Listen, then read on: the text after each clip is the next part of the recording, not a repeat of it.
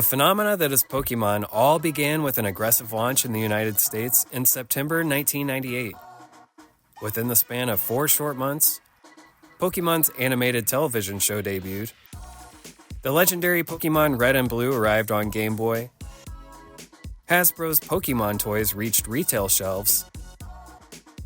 And the original base set of Pokemon's trading card game were all distributed in the US. Pokemon quickly replaced Beanie Babies and Furbies as America's shiny new toy. In just a few short months, Pokemon would sell out of most merchandise, becoming impossible to find, even for the most die-hard of collectors. What's changed since then? Well, not much. Pokemon's still impossible to find and as hot as ever. The obsession that only took months to catch on has evolved into a cultural mainstay in 2025. It's hard to imagine a world without Pokemon now, but there was a time when America was unfamiliar with Pikachu. With this video, we will cover the beginning of Pokemon in the US in 1998, chronicling every Pokemon milestone, including the toys, the games, the show, the cards, and more. Up until Pokemon's second generation in 2000. This is the history of Pokemon's first generation in North America.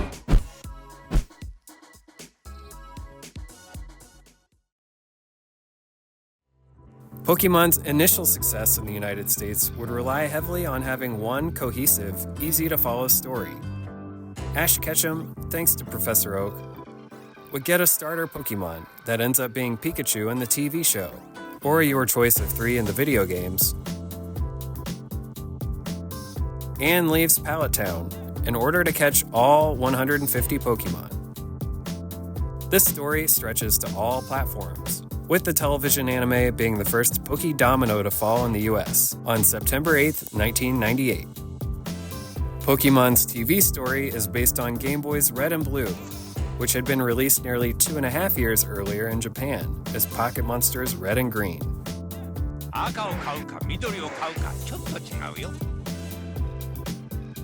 For North America, Pokemon's Red and Blue would come next on September 28, 1998. Making a splash to let everyone know Pokemania was on its way. Hey, little buddy, want a ride? Yeah, whatever.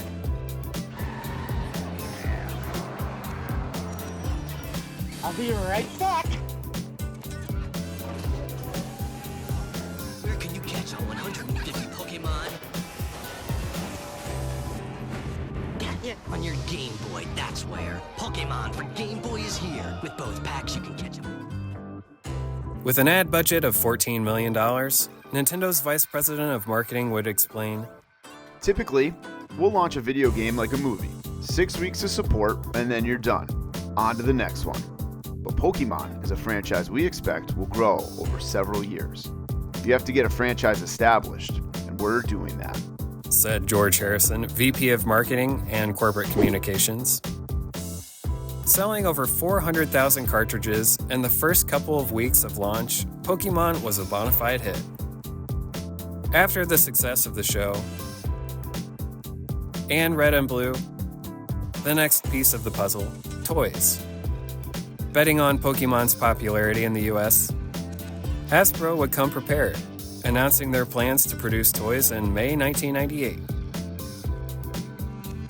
It wouldn't be feasible to have 150 new toys prepared in under 5 months, so Hasbro did the next best thing. With Pokemon's earlier success in Japan, toys were produced by company Tomy. Tomy's line of toys would span all Pokemon, with each figure being around the same size, so they would fit in a one-size-fits-all Pokeball. Hasbro would import these figures, and even the Pokeballs, releasing the toys with their branding. Only a few short weeks after Red and Blue would sell out in stores, the imported toys under the Hasbro umbrella would be available for purchase at retail. starting in October 1998 and into the holiday season. Pokeball blasters, battle figure sets, power bouncers,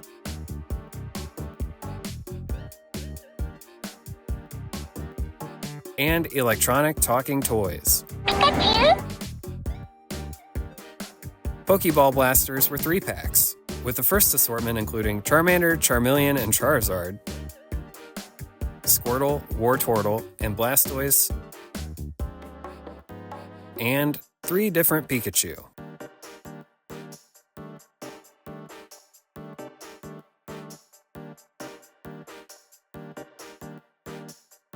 Packed with Game Boy style launchers and discs, the back of the packaging shows a game element. Win the Pokemon you knocked down with the blaster. I knocked over your Pokemon, now you have to give it to me. Surely that would have made for lasting friendships.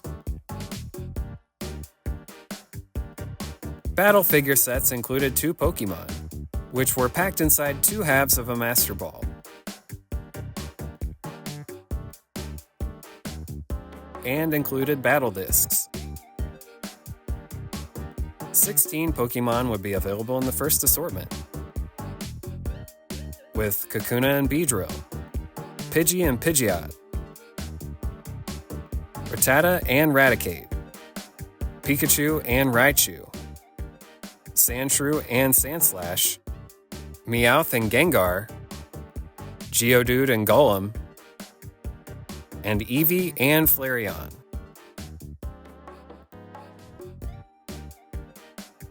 Power bouncers were bouncy balls with Pokemon inside of them. The first wave included Charmander, Charizard, Squirtle, Blastoise, Pikachu, Poliwhirl, Flareon, and Mewtwo. Also available at the beginning of Hasbro's Pokemon, electronic talking figures, Pikachu, Meowth, and Charmander. Pokemon now infiltrating video games, televisions, and toy aisles. Next would be trading cards. Pokemon's base set of collectible trading cards would begin hitting retail in January 1999 and onward for $2.99 per 11 card pack. For those playing the actual card games, several deck options would be released at card shops and general retail stores. This set included the first edition Charizard that you had growing up, the one that your mom sold at a yard sale years later while you were away at summer camp.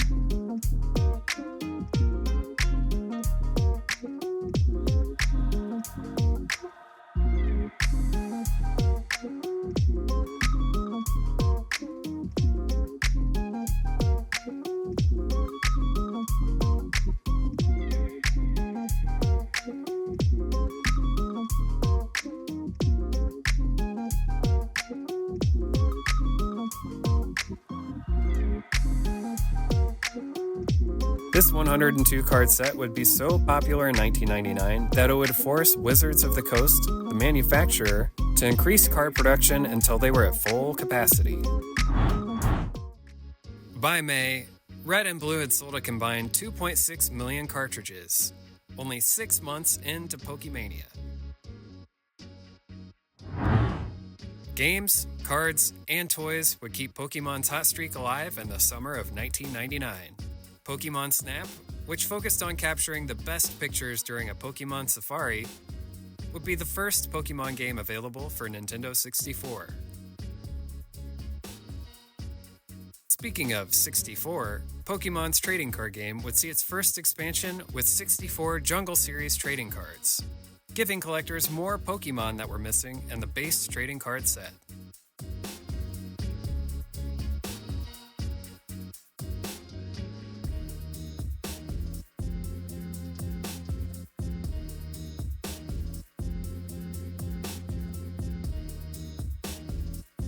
And more to catch from Hasbro.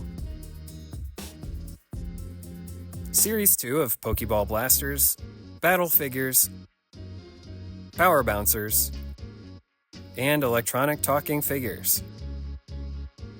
Poliwag, Poliwhirl, and Poliwrath would be the only new Blasters figures.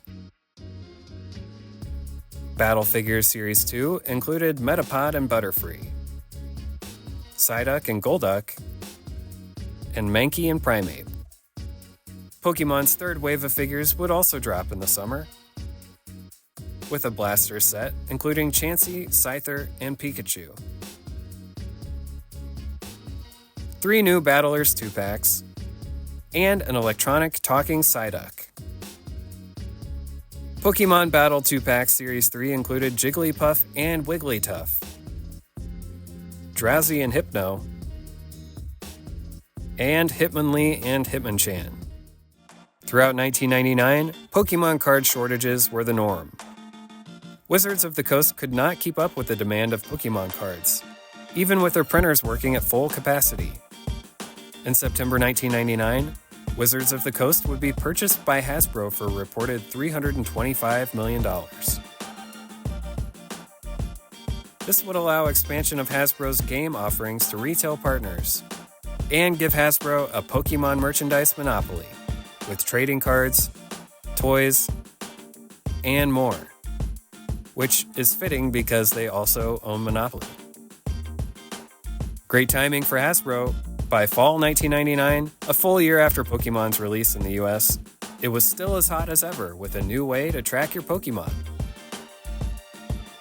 The next trading card expansion, Pokemon Yellow for Game Boy, more toys,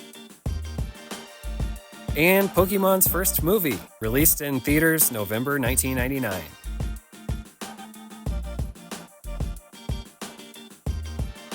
The Fossil Card expansion included 62 new cards, with this expansion providing the missing cards to collect at least one version of all 150 Pokemon.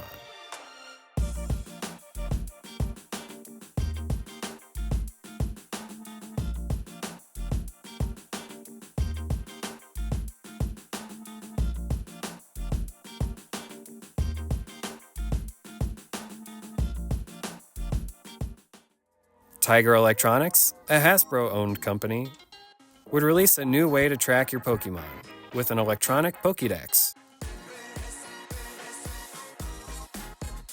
You could catalog, keep a list of your favorites, get short bios, and it even had a calculator function.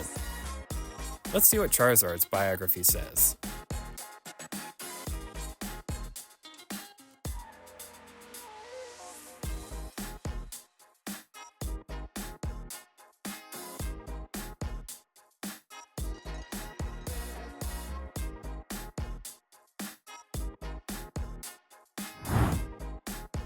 Pokemon Yellow, the next available for game players, would more closely follow the TV show, allowing you to start your game with Pikachu instead of the original 3 choices. Figures to release in fall 1999 included Pokeball Blasters Series 5, Battle Figures Series 4, Electronic Figures Wave 5, and a lone Power Bouncer with Mew. And new ways to collect Pokemon with Pokepacks and trainer sets. Pokeball Blasters Series 5 included the Pokedex's first 3 with Bulbasaur, Ivysaur, and Venusaur, Spearow and Pharaoh, Vaporeon and Jolteon, and Venonat and Venomoth would make up the 4th series of battle figures. Electronic Talking Pokemon Wave 5 would include Mew and an updated Pikachu.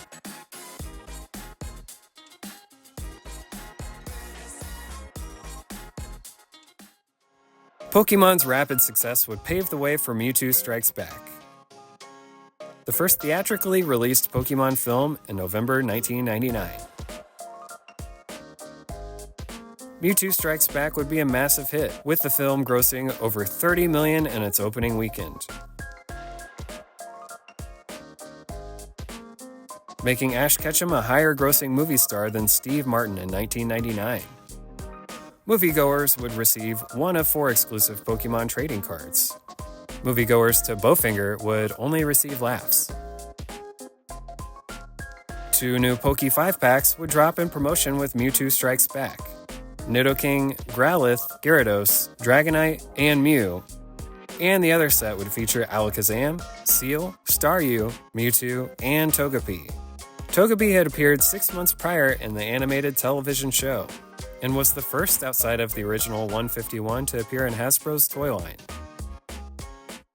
Pokemon's television and now movie stars Ash Ketchum, Misty, and Team Rocket's Jesse and James would get their first figures around the same time as the film's release.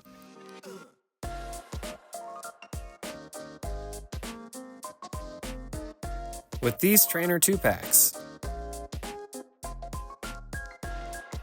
larger figures, coming in 2-packs, would surface around this time as well. With Blastoise vs. Charizard, Charmander and Psyduck, Pikachu vs. Meowth, and Togepi vs. Jigglypuff. And Power Bouncers would return with Bulbasaur, Meowth, and Togepi. Mewtwo Strikes Back would lead to more cards and toys, but through an unlikely source. Pikachu, Bulbasaur, Kangaskhan, Golem, Kaboom, Meow, Poliwag, Poliwag. You kids aren't from around here, are you? Now at Burger King, limited edition toys and trading cards from Pokemon the first movie. One inside every tasty Burger King Big Kids meal you buy. Pokemon would be available at Burger King from November 1999 to January 2000. Toys would come attached to keychains, escorters, light-ups, launchers, rev tops, beanbags, or as a talking Pikachu. Pikachu. With 57 different Pokemon to collect, it would have required going to Burger King once a day, every day, and getting a unique toy each and every time in order to catch them all.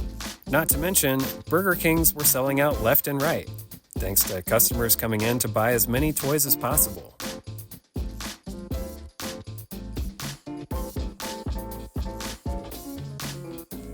The King's answer to a toy shortage: limit collectors to 10 kids' meals per visit. But also include full sheets of 9 trading cards in place of toys.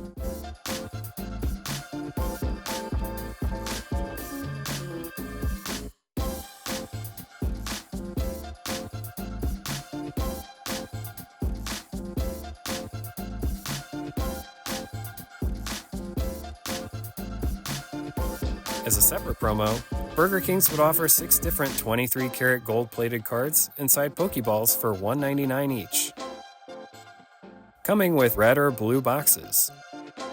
When Pokemon needed to promote Mewtwo Strikes Back on VHS in March 2000, Burger King would make toys available once more, this time only for 2 weeks instead of 2 months.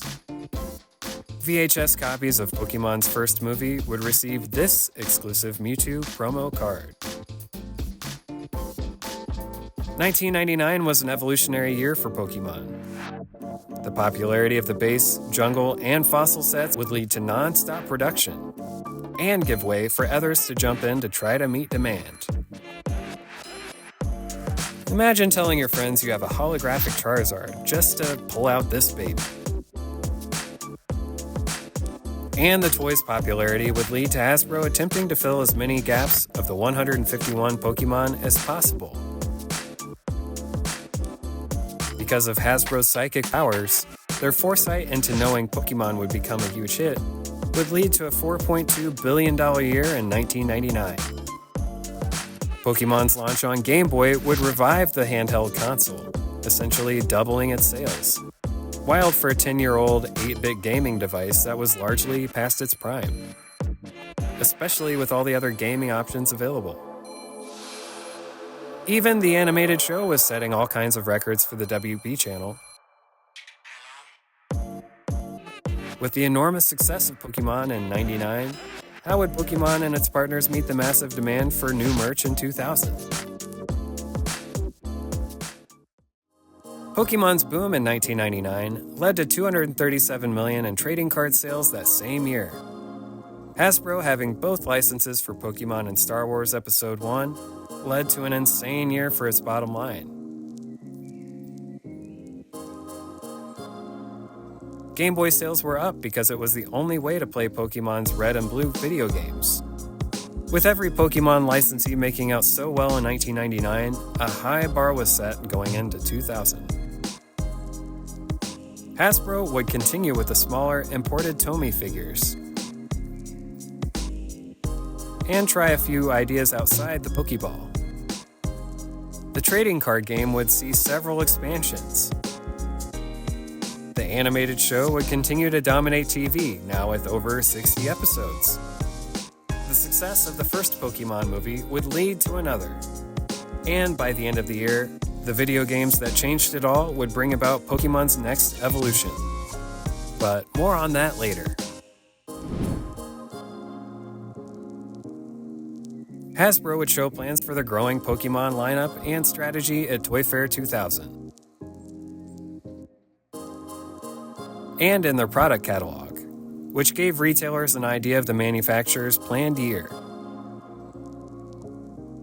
In the early months of 2000, a wide variety of assortments would be released. New grabber balls, and more battle packs, blaster packs, Poke packs, and 4 new power bouncers.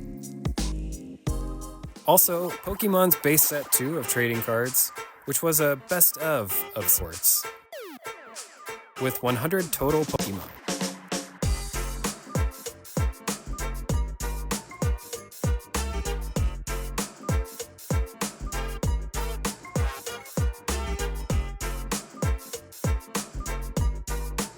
You can tell them apart from the original cards because there's a 2 next to the right side of the artwork. Toys released included a new style called grabber balls, with 2 Pokemon, a badge, and a grabber Pokeball. Throwing the spring-loaded grabber ball allegedly catches one.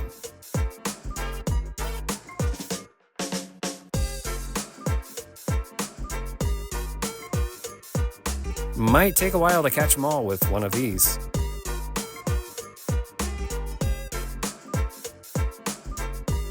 Rattata, Dugong, and the Cascade Badge, Pidgey, Electabuzz, and the Thunder Badge, Lickitung, Eevee, and the Rainbow Badge, and Arcanine, Gengar, and the Volcano Badge. Pokemon Battle Figures Series 5 included 6 Pokemon in total, with Clefairy and Clefable, Gloom and Vileplume, and Weezing and Tangela. Pokepack Series 2 included a bug theme, with Caterpie, Metapod, Butterfree, Venonat, and Weedle.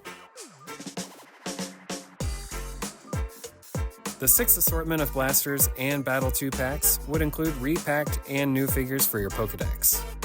Farfetch'd, Doduo, and Dodrio would see their first appearances in the US, while the other sets would include Pokemon released in earlier assortments.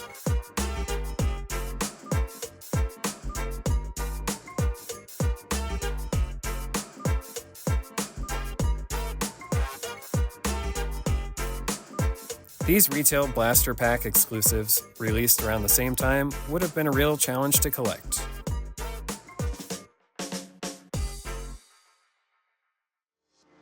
The 6th assortment of Battle 2 packs included Dratini and Dragonair, Goldeen and Seaking, Horsey and Seadra, and Slowpoke and Slowbro. Target exclusive battle sets and a trainer exclusive set with Brock and Vulpix would also release in early spring 2000. Target's battle figure exclusives included Charizard and Omastar, Mr. Mime and Geodude, and Snorlax and Flareon. Card collectors could find the Team Rocket trading card expansion during the spring of 2000.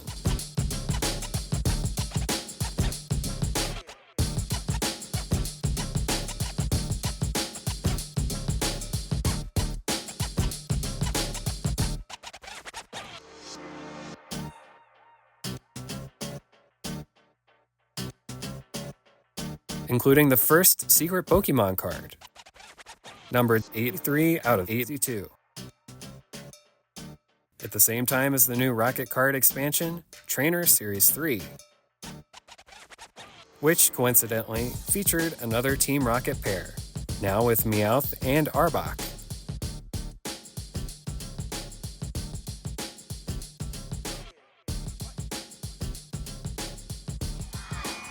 Pokemon Stadium, the place to prove you're the ultimate Pokemon trainer. You can upload your Game Boy Pokemon onto your N64, then, for the first time ever, battle in 3D. Then, For the battle, the new electronic Think Chip Battle Stadium is here. Choose your Pokemon wisely. Hasbro's offerings would extend beyond Tomi's imports with Think Chip Battle figures. In addition to the Battle playset, several would be released throughout 2000.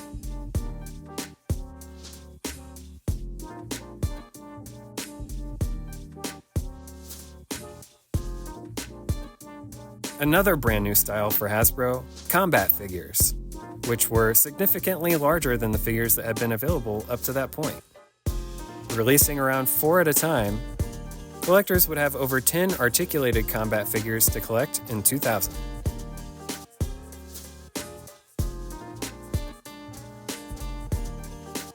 Available in the spring and summer, Power Bouncers Series 6, Battle Figures Series 7, and the next Pokepacks of 5.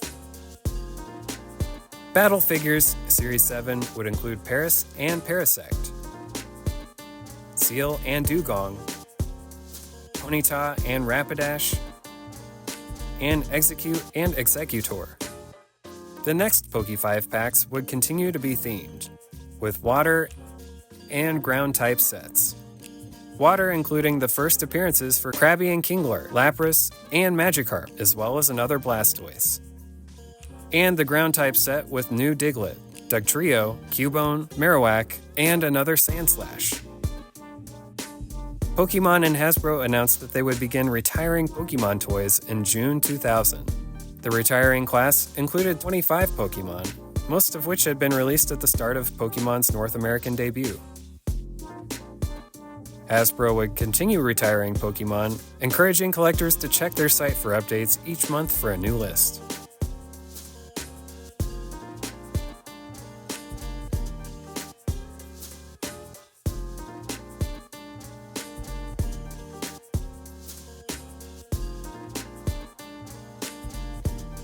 July 21, 2000, would be the debut of Pokemon's theatrical sequel, Pokemon the Movie 2000. Moviegoers in the first week would receive this ancient Mew card. After the first week, 1 of 3 legendary bird promo cards would be available. A huge lineup of figures would come in promotion with the film. Previously released series with updated packaging,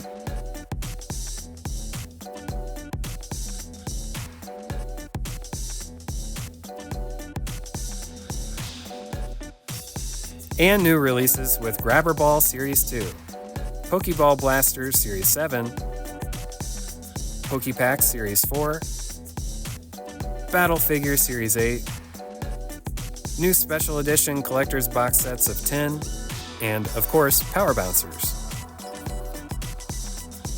The second Grabber Ball assortment included Grabber Ball Series 1's Eevee and Lickitung and Pidgey and Electabuzz, but now with enamel Pokemon pins instead of badges.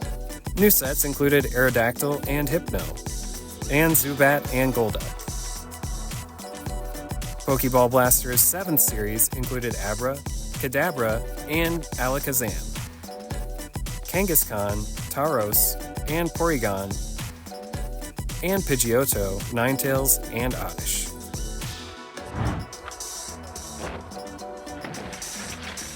Maybe we should have used the door. Now you can activate your own 3D Pokemon Power Card from Pokemon the Movie 2000. One in every Burger King Big Kids meal you buy. 3 new Pokepacks included more from the second generation, promoting the Pokemon 2000 film.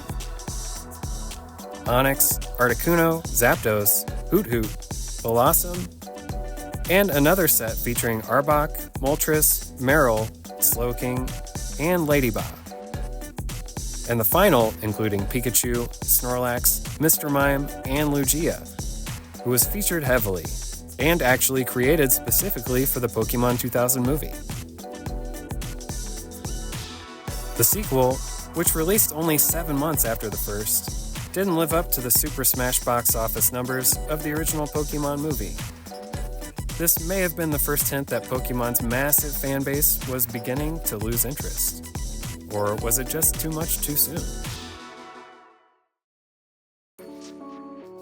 Battle Figures Series 8 included Magnemite and Magneton, Rhyhorn and Rhydon, and Tentacool and Tentacruel.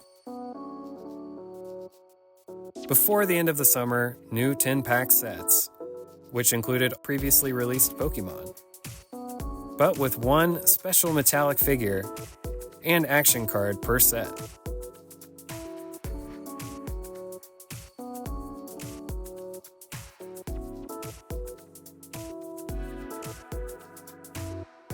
Interestingly, the back of the boxes show plans for 2 other sets, including a metallic Pikachu and Togepi, neither of which would see the light of day.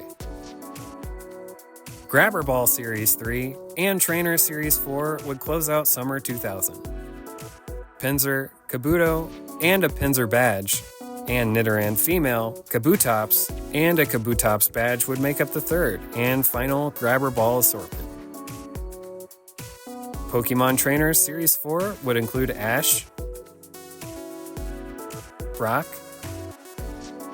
and Misty, all with their respective Pokemon from the animated TV show.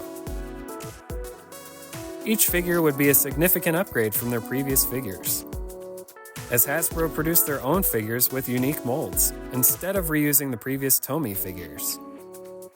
Ash's hat even spins.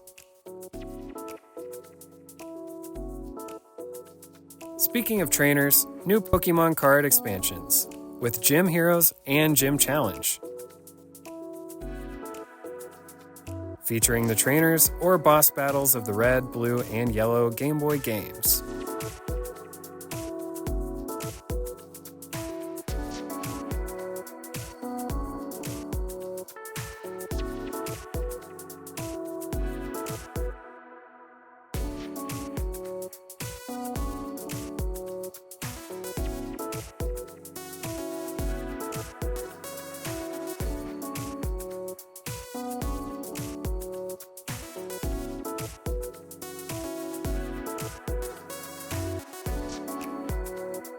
Gym Heroes and Gym Challenge would be the final releases of Pokemon's first generation.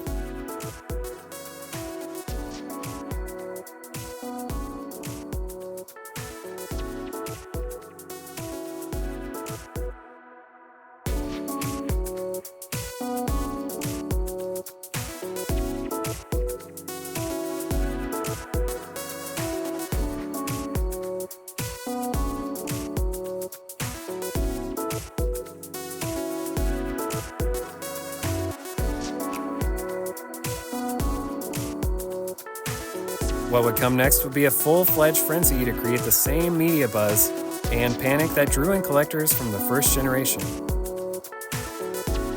Would it be enough?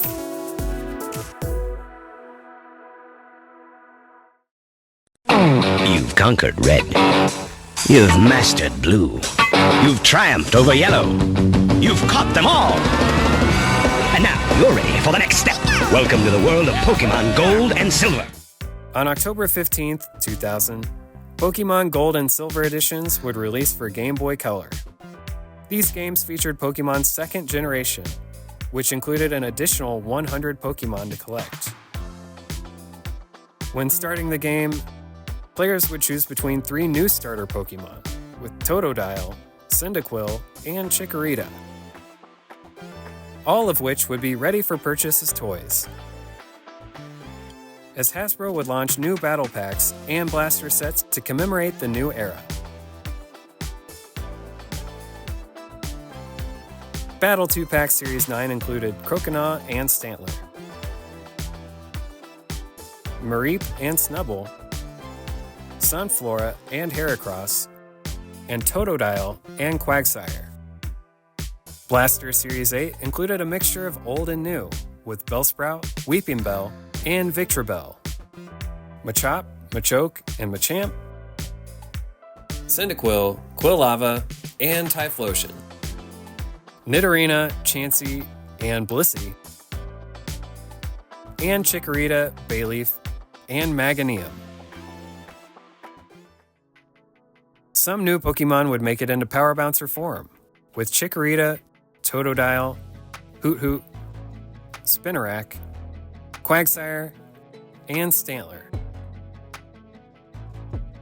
The trading card game's first foray into Generation 2 Pokemon was with Neo Genesis.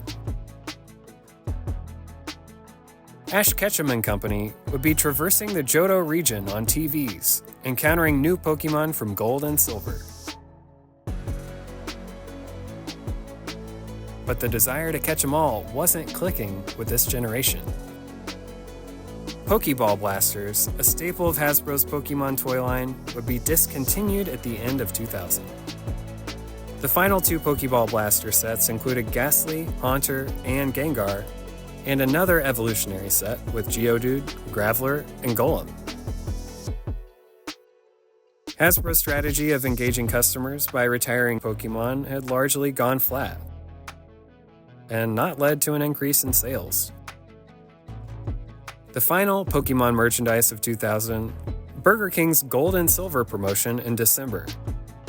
1999's Mewtwo Strikes Back promotional toys were instant sellouts, leaving Burger King stores scrambling for more. This was not remotely the case with the King's Gold and Silver. These products had no buzz. There were no sellouts. Pokemon's second generation wasn't clicking, only 3 months into its launch. 2001 was a turning point for Pokemon merchandise, with the majority of Hasbro's releases either dwindling or going away altogether. Don't forget, this is the company that purchased Wizards of the Coast only 2 years prior, largely based on the enormous popularity of Pokemon. This was a shame because for collectors, there were still some missing from the first generation of Pokemon that had yet to be included in Hasbro's lines, making it mostly impossible to collect all 151 Pokemon in the US. Missing from action were Nidoqueen, Male Nidoran, Nidorino, Golbat, Voltorb, Electrode, Jynx, Magmar, Ditto, and Omanite. Not to mention, some of the sets that were released after the first half of 2000 were equally impossible to find at retail stores. All of these figures would be included in Tomi's Pocket Monster line, available primarily in Japan. Even Hasbro's 2001 pre-Toy Fair catalog would show plans for a multitude of new assortments. A new set of trainers, including what would have been Professor Oak's debut figure, were canceled before production. Nurse Joy, who was made in Tomi's line of figures and planned at one point by Hasbro, was also canceled. Pokemon's retail presence would diminish, with Hasbro's only new releases being Johto-branded Combat and Think Chip figures.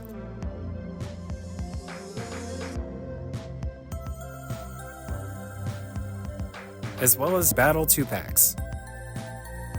The 10th Battle figure assortment would be rebranded as Gold and Silver Series 1, including Grimer and Muck,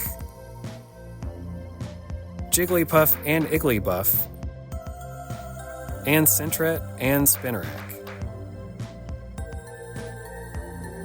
Series 1 wouldn't see a sequel in name, as the next assortments of 2-packs would be called Johto League Champions.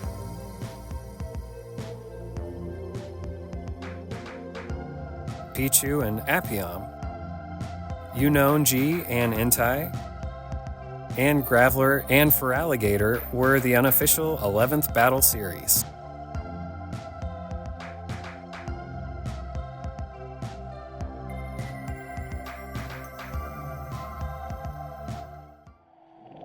Pokemon cards, video games, toys, movies, and anime would continue into the second generation, but would fail to reach the same level of success as the first generation. But to be fair, almost no franchise has ever reached that pinnacle. Pokemania during its initial run was something incredibly special. Pokemon penetrated pop culture on a fundamental level. Everyone of a certain age knew about Pokemon, and they wanted to be a part of it. You would find Pokemon in the damnedest of places. Pokemon books at scholastic book fairs. parodies on South Park. Norm Macdonald's primetime show with its own parody. Whoa. You traded your holographic Charizard? Son, you are just a dumbass! Son, she's right. You're a buffoon. When Saturday Night Live is poking at Pokemon, you know it's mainstream. During Pokemon's first generation, there were no shortage of unique Pokemon items to collect. The question would become not whether or not you wanted to catch them all, but could they be found?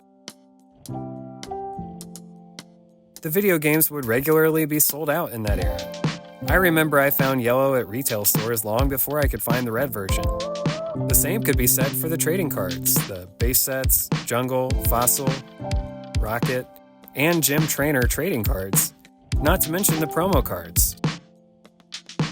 It's been 25 years, and I'm still trying to track down that elusive Charizard. It would have been almost impossible to collect them all at the time, if not for the ability to trade with your friends.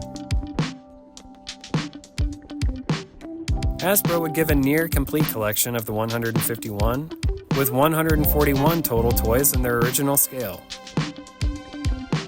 141 out of 151? Come on, Hasbro. You were so close to being a Pokemon master. Hey, that's all for this one. Our Figure Collections YouTube channel, devoted to action figure history, was started in 2018. Covering the complete history of Pokemon has been on my list since then, and I'm thrilled to finally have covered what was a large portion of my youth. It's taken about 7 years to accumulate all of the Hasbro stuff from this video. Hope it was worth the wait. The trading cards in this video were mine. I've had the majority of them since I was a youngster. I do this all the time. There are over 50 topics on the FC channel, and even with topics like what it was like to collect action figures in 1999.